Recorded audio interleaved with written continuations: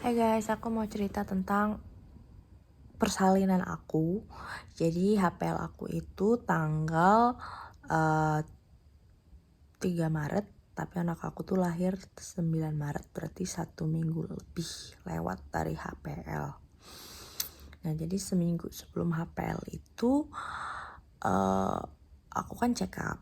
Nah, pas dicek itu ternyata udah bukan satu. Terus seneng dong, wah bentar lagi nih, bentar lagi gitu kan. Akhirnya aku makin rajin jalan, aku makin rajin olahraga. Maksudnya olahraganya tuh yang bukan yang jogging gitu-gitu, enggak ya. Maksudnya kayak squat tipis-tipis gitu. Pokoknya olahraga yang buat ibu hamil gitu, aku makin rajin. Tapi udah seminggu tuh belum ada tanda-tanda mau lahiran kan. Nah, terus aku tuh udah seminggu Senin, kalau seminggu berarti kan Senin ketemu Senin.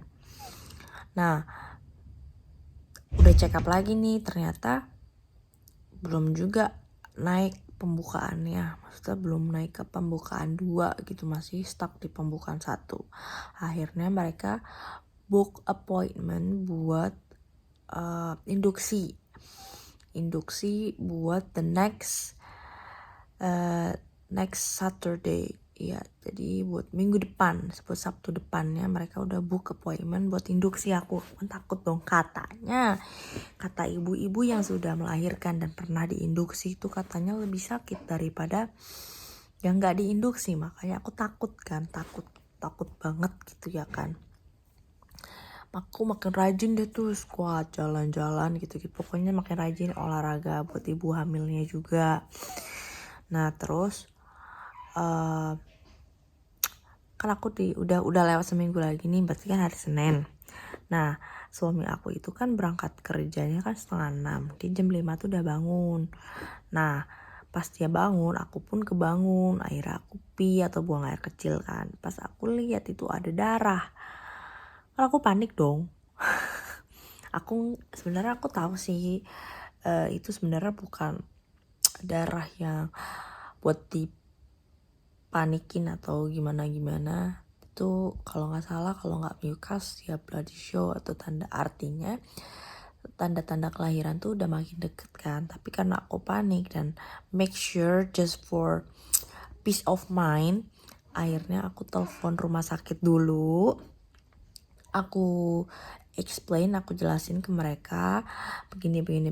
Akhirnya mereka bilang ya udah datang ke rumah sakit aja, mari kita cek dulu. Akhirnya jam 5 pagi kita ke rumah sakit. Pas dicek, pokoknya dicek semua tuh dari kontraksi, terus detak jantung bayi gitu-gitu kan. Nah, karena aku mention I was bleeding, dokternya tuh sampai turun tangan gitu kan. Oh ya, di sini tuh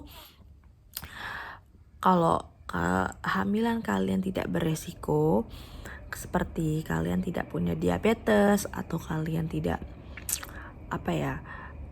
tidak obesitas, pokoknya begitu atau darah tinggi, itu biasa yang menangani itu dari awal kehamilan sampai akhir itu biasanya cuma bidan.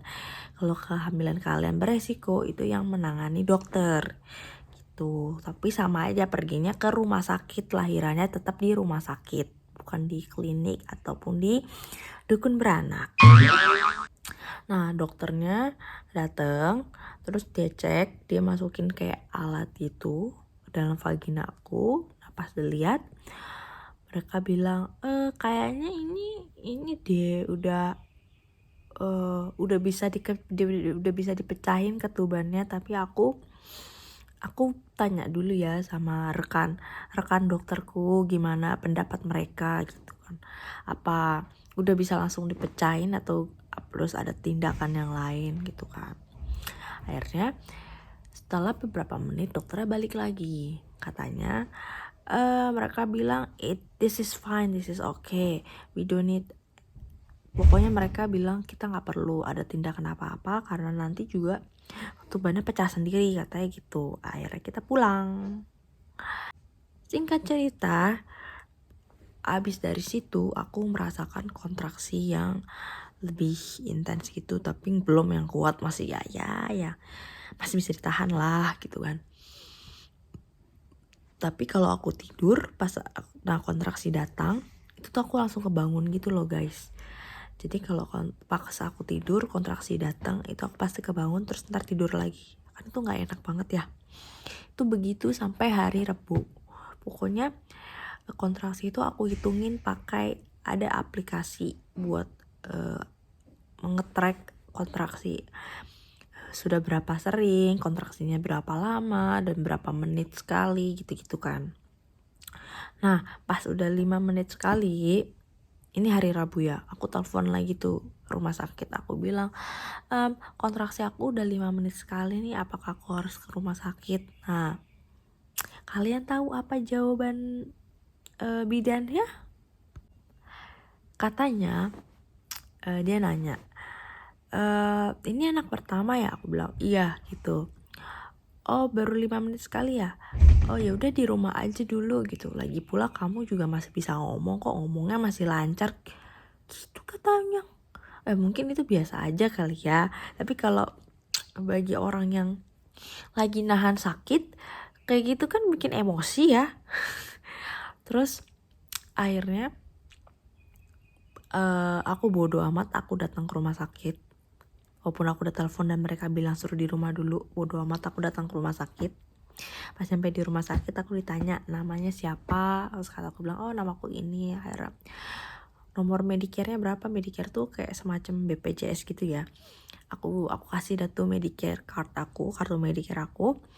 Mereka bilang kamu belum telepon ya? Terus kata aku udah telepon gitu. Mereka cek lagi, terus kata dia belum telepon kan? Kata aku udah telepon. Pokoknya aku nadanya kayak rada ngegas itu karena sambil nahan sakit kan. Sebenarnya sih kontraksinya belum yang datang tiap menit itu, belum, baru yang 5 menit sekali dateng gitu. Tapi kan udah 5 menit sekali ya katanya kalau udah 5 menit sekali tuh 5 menit terus kontraksinya bertahan 1 menit dalam 1 jam, itu kan berarti udah boleh telepon rumah sakit atau boleh datang ke rumah sakit kan. Nah akhirnya aku dapat kamar. Udah dapat kamar nih, mereka bidanku nih baik banget nih yang ini nih. Bener semua bidan baik sih. Terus mereka dia cek detak jantung bayinya, kontraksinya. Pas dicek dia bilang, oh kontraksi kamu nih masih datangnya masih 5-6 menit sekali loh gitu, belum yang 3 menit gitu. Terus kata aku, aduh alamat pulang lagi nih gitu kan.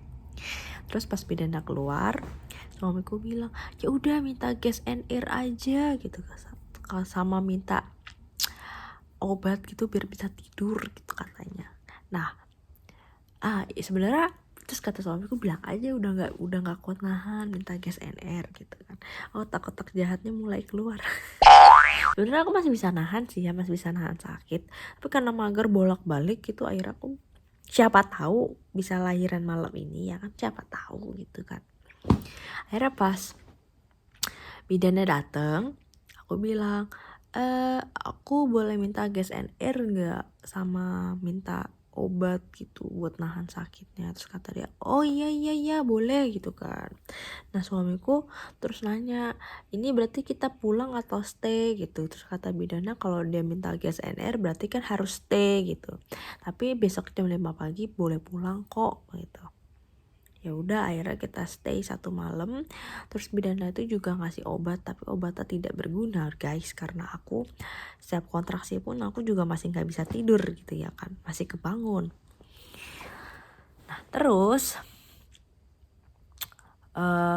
udah jam 5 pagi kan, udah jam 5 pagi dia datang lagi ke ruangan aku. Nah dia datang lagi ke ruangan aku, terus dia cek lagi. Nah pas dia cek katanya kontraksinya udah mulai instan, udah mulai yang setiap 3 menit sekali gitu kan, setiap 3 menit sekali. Dan pokoknya lebih deket gitu jaraknya. Terus dia bilang, dia keluar lagi, dia nanya dokternya what should we do gitu. Kata dokternya kalau emang dicek dulu udah bukaan berapa. Kalau udah bukaan ketiga, coba tanya orangnya ketubannya mau dipecahin atau mau nunggu pecah sendiri gitu. Akhirnya dia masuk lagi. Dia bilang ke aku, kata dokternya, kalau udah bukaan ketiga itu ketubannya mau dipecahin atau mau nunggu aja. Kataku ya udah pecahin aja gitu, kata aku, biar cepet gitu kan. Itu sekitar jam 6. Nah jam 7-nya air ketubanku tuh dipecahin kan. Pas dilihat, pas dicek itu ternyata aku udah bukan 4. Aku udah bersyukur banget. Sebenarnya sih kayak aku kayak nggak ada harapan, bukan nggak ada harapan sih, kayak nggak ngarep bakal bukaan 3 nih, soalnya kan mengingat bukaan 1 aja 1 minggu nggak naik gitu ya. Aku nggak berharap kayak bukaan 3 kayaknya enggak deh gitu dah. Udahlah, ya udahlah gitu kan, siapa tahu aja bukan 3 gitu kan, walaupun nggak yakin. Ternyata udah bukan 4. Terus buka air ketubanku dipecahin. Nah setelah dipecahin kan, that means aku bakal stay di rumah sakit dong, ya kan, karena ternyata udah bukan 4 dan air ketuban pun juga udah dipecahin kan. Nah terus kontraksi aku emang udah lebih intens lagi, tapi aku masih bisa ketawa hahaha, masih bisa bercanda sama suami juga kan, masih bisa mandi gitu kan, masih bisa sarapan gitu. Nah terus karena si suster ini kan dia jaga malam, si bidan, ibu bidan ini kan jaga malam. Nah dia harus gantian sama bidan yang jaga pagi kan. Nah akhirnya dia bilang, dan ini kondisi ibu ini begini, dia explain ke bidan yang jaga pagi ini kan, siapa ya mungkin ibu ini bakal lahiran pagi atau siang atau sore gitu kan, bagian shift kamu gitu kan. Tadi oh ya oke gitu. Nah jam 10:15 aku tuh dimasukin obat lewat infus gitu. Sebenarnya itu bukan induksi ya, namanya apa gitu aku lupa. Kalau induksi itu kan belum ada bukaan atau belum ada maksudnya belum ada tanda-tanda kehamilan gitu, kelahiran, tapi udah lewat due date-nya gitu kan, baru diinduksikan, setahu aku gitu. Terus tapi ini tuh dia udah ada pembukaannya udah bagus gitu, maksudnya udah ada kemajuan bukannya. Nah itu tuh cuma kayak buat buat lebih strong, buat kontraksinya tuh biar lebih strong, biar lebih intens lagi. Kalau ada yang tanya kenapa udah bukaan 4 udah dipecahin ketubannya tapi masih dikasih obat itu. Nah kata bidannya kontraksi aku itu masih belum cukup kuat buat melahirkan gitu, makanya mereka kasih obat tambahan biar kontraksinya tuh makin kuat, biar cepet lahir juga katanya gitu, biar bukaannya tuh makin cepet gitu. Jam 11 mereka cek lagi dong, karena telah cek itu kan jam 7, itu udah bukan 4. Setahu aku pengecekan pembukaan tuh setiap 4 jam sekali ya, berarti kan jam 11 itu aku udah bukaan 7. Aku pun juga mikirnya begitu. Pokoknya setelah dimasukin obat itu aku langsung kelojotan, gak kuat gitu kan. Aku sempat minta morfin, aku sempat minta 2 painkiller. Yang satu itu aku lupa namanya sebelum aku minta morfin. Nah kataku, aku kontraksinya kan makin kuat ya, aku udah nggak bisa nahan. Kataku yaudah aku minta gas NR-nya dosisnya ditinggiin lagi. Karena gas NR dosisnya ditinggiin lagi, itu pun masih nggak mempan guys gitu kan. Aku masih yang kesakitan gitu. Terus aku bilang aku minta morfin deh gitu. Terus kata bidannya, kamu yakin mau morfin gitu kan? Soalnya kalau morfin tuh nanti bayinya itu pas lahir tuh ngantuk gitu. Bukan pas lahir ya, pas lahir dia ngantuk, di dalam kandungan pun dia juga ngantuk gitu. Takutnya kita ngeden dianya karena ngantuknya dia susah keluar, nah katanya sih gitu ya. Terus kata aku iya nggak apa-apa gitu, karena udah sakitnya gitu kan. Terus kata dia ya udah aku itu dulu deh, aku lihat dulu orang yang apa namanya yang suka ngasih morfin itu. Dan ternyata orangnya itu belum datang, orangnya itu datangnya setengah jam lagi orangnya baru datang. Kata bidannya, kamu mau nunggu? Terus kata aku udah deh nggak usah gitu. Pokoknya selama abis pembukaan 7 itu aku kelojotan banget, bener-bener kelojotan. Karena aku kan jalan-jalan tuh, maksudnya selama kontraksi kan aku jalan-jalan gitu, aku nggak duduk. Sebenarnya kalau duduk atau tiduran tuh malah paling sakit ya. Kalau jalan-jalan tuh ya mendingan gitulah, walaupun tetap sakit gitu kan. Karena aku capek gitu kan jalan mulu, akhirnya aku duduk. Aduh kataku kan aduh punggungku sakit nih, udah akhirnya aku tiduran. Nah pas tiduran gak tahu kenapa itu tuh perut tuh ngedorong sendiri gitu loh. Jadi kayak aku tuh kayak ngeden gitu, kayak ngeden sendiri. Aku nggak ngeden, kayak ngeden sendiri gitu. Terus aku baru ingat katanya ada yang pernah bilang kalau belum bukaan lengkap jangan ngeden gitu kan. Aku baru bukaan 7, kata aku aduh gimana dong nih gitu kan. Belum bukaan lengkap, aku tanya belum bukaan lengkap ya, tapi udah ngeden sendiri gitu kan. Terus kata bidannya, kamu jangan tiduran begitu, detak jantung bayinya nggak kedetek gitu. Kamu kalau mau tiduran begitu, alatnya diganti, yang dimasukin ke dalam vagina gitu, jadi dia ditaruh di kepala bayinya gitu. Terus kataku ya udah deh gitu.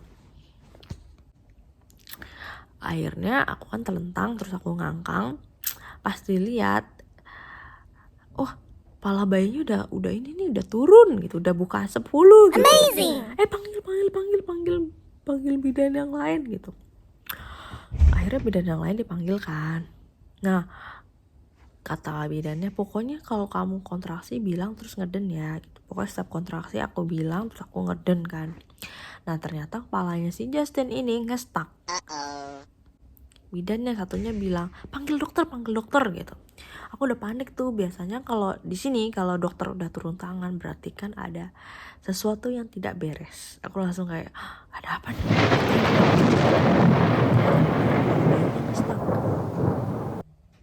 Jadi aku harus divakum, kepalanya si Justin itu disedot gitu kan. Nah baru bisa keluar.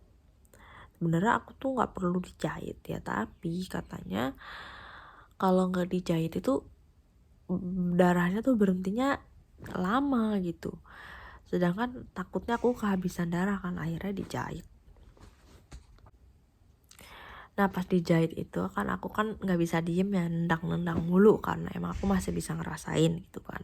Akhirnya dijahit tuh kayak 1 jam gitu baru kelar gitu kan. Pokoknya lama deh, setengah jam ke 1 jam gitu, pokoknya lama. Terus aku setelah selesai aku nanya ke suamiku, kok aku nggak dibius ya gitu. Terus kata suamiku, kamu udah dibius 4 kali gitu. Terus kataku 4 kali kok masih berasa gitu. Aku masih berasa dia nusuk atau narik gitu, pokoknya masih berasa. Makanya aku nendang gak bisa diem karena masih berasa gitu kan. Nah terus 2 jam setelah melahirkan, bidannya tuh masuk lagi. Katanya dia bilang gini, dokter nanya kamu mau belajar pi secara natural atau mau pakai minuman gitu. Terus kata aku ya udahlah yang natural aja gitu. Kata dia oh ya udah yuk belajar sekarang dia bilang. Kirain nanti sekarang gitu. Terus kata dia bangunnya pelan-pelan ya, duduk dulu jangan langsung berdiri gitu. Akhirnya aku duduk dulu, kata aku aduh kepalaku pening nih gitu. Baru pas aku bilang abis aku bilang kepala aku pening itu aku langsung pingsan. Nah orangnya tuh bidannya tuh langsung kayak panik gitu kan, dia langsung panggil dokter, pokoknya. Nah pas aku bangun tuh ada kali 12 orang atau 10 orang di dalam kamar aku. Di situ ada 3 dokter, sisanya bidan-bidan semua. Tapi di situ aku masih belum yang sadar banget ya, masih yang kayak lihat orang tuh masih belum jelas gitu. Tapi aku dengar ada satu dokter, dia bilang transfusi darah, dia harus dapat transfusi darah soalnya dia darahnya banyak banget yang ini, banyak kehilangan darah tuh banyak gitu, transfusi darah gitu. Nah aku kira kan aku dapat transfusi darah kan, aku lihat, aku kan lihat tanganku kan ada diinfus kan, kataku gue dapat transfusi darah nih gitu kan. Pas aku lihat, lah katanya transfusi darah, kok ini cuma apa namanya, cuma cairan gitu kan. Terus aku tanya ke suamiku, katanya dapat transfusi darah gitu, kok cuma cairan gitu. Terus kata suamiku, iya waktu kamu pingsan mereka ambil darah kamu, tapi mungkin karena mereka panik mereka nggak tulis namanya siapa, ruangan apa gitu-gitu kan. Akhirnya pas nyampe di lab, orang labnya tuh nggak mau ngasih soalnya nggak jelas ini darah siapa gitu kan. Soalnya kan untuk dapet transfusi darah gitu kayaknya rada strict gitu ya, maksudnya nggak bisa sembarang orang dapat transfusi darah gitu, harus jelas siapa yang mau dapat transfusi darah. Akhirnya karena nggak jelas, mereka lupa tulis, akhirnya aku cuma dapat infus cairan aja gitu. Nah sebenarnya kalau di sini untuk ibu baru, untuk first of mom atau new mom, anak pertama gitu, baru melahirkan anak pertama itu, kita bisa stay selama 3 hari 2 malam. Tapi karena aku mau pulang cepet, jadi aku cuma 2 hari 1 malam. Sebelum kita pulang, Justin itu dicek semuanya, dari pendengarannya, penglihatannya, pokoknya semua organ-organnya pun juga dicek kan. Nah, alhamdulillah dia pas atau lulus dari hearing check atau cek pendengaran, terus vision atau penglihatannya dia semua gitu-gitu dia lulus. Tapi dia kena jaundice atau sakit kuning. Karena dia ada jaundice, jadi aku dikasih breastfeeding paper atau kertas menyusui. Terus di situ tuh ada berapa lama dia menyusui, kanan, kiri, payudara kanan, payudara kiri. Terus fesesnya dia atau pupnya dia tuh juga harus dilihat warnanya apa gitu. Pokoknya selama dia ada jaundice itu, pup tuh cuma sekali dan itu juga warnanya coklat, bukan yang kuning.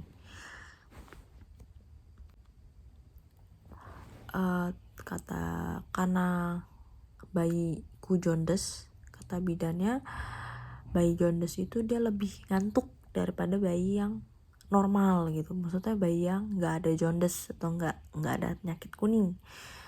Ya memang begitu, dia baru nen bentar tidur, dia harus dibangunin lagi baru dia nen lagi gitu.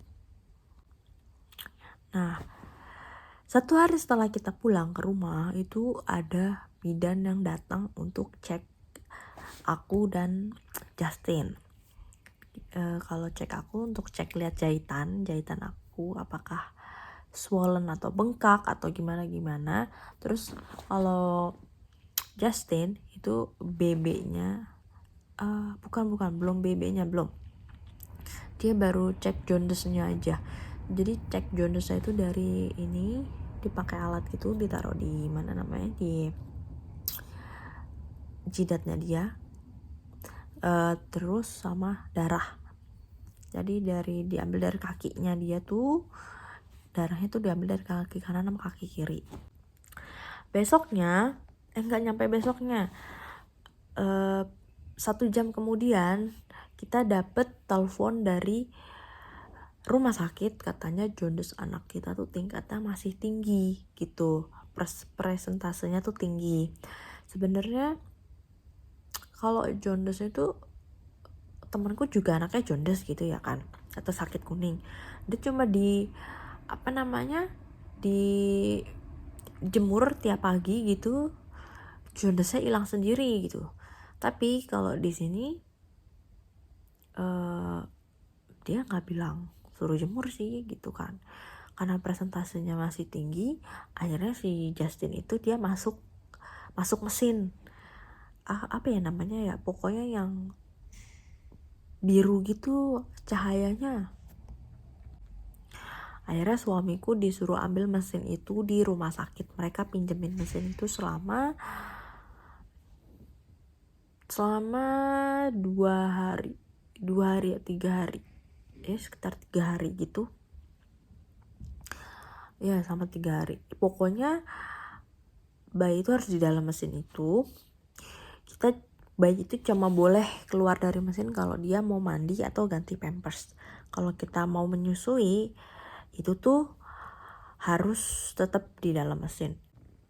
Nah akhirnya si Justin itu masuk ke dalam mesin selama 3 hari. Besoknya si bidan itu datang lagi, dia cek jaundice si Justin sama berat badannya. Kalau anak baru lahir tuh kan wajarnya kalau dia berat badannya turun gitu kan. Jadi Justin tuh berat badannya turun berapa gitu, gak banyak sih tapi turun berat badannya. Terus pas dilihat jaundice-nya udah berkurang nih, tapi masih ada gitu kan. Kata bidannya, besok aku datang lagi ya, mudah-mudahan jaundice dia udah bersih gitu, atau udah amat sangat turun persentasenya. Kalau misalkan nggak turun atau malah naik, itu jalan terakhirnya itu transfusi darah. Nah si Justin itu dia masuk mesin itu berarti dia usia 2 hari atau 3 hari dia masuk ke mesin jaundice itu. Kalau ditanya kenapa gak dijemur aja daripada masuk mesin, masalahnya dia lahir itu pas musim gugur mau masuk ke musim dingin, dimana matahari itu gak ada tiap hari gitu ya kan. Makanya kalau kita mengandalkan matahari itu paling seminggu dijemur cuma sekali gitu kan, karena udah mendekati musim dingin jarang matahari. Ini aja aku ngevlog gak ada matahari sekarang, mendung.